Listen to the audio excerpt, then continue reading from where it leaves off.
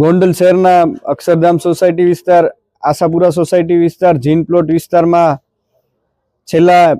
1-2 દિવસથી જે ખૂબ મોટી પ્રમાણમાં ડોગ બાઇટના કેસ સામે આવેલા છે અને દર્દીઓ સિવિલ હોસ્પિટલ, ગોંડલ સિવિલ હોસ્પિટલમાં સારવાર લેવા માટે આવતા હોય છે, પણ ઘણા બધા ભોગ બનનાર લોકોમાંથી ને અમારા આગેવાનોને સિવિલ હોસ્પિટલ ખાતે સેવા આપતા સેવાકીય સંસ્થાના આગેવાનો દ્વારા અમને જાણ કરવામાં આવી કે ભાઈ જ્યારે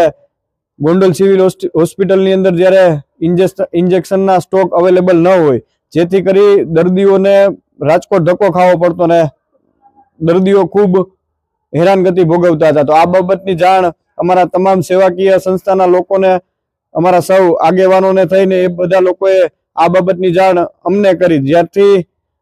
અમને જાણ થઈ ત્યારબાદ તાત્કાલિકના ધોરણે અમે અમારા ડીસી સાહેબ શ્રી ગમારા સાહેબને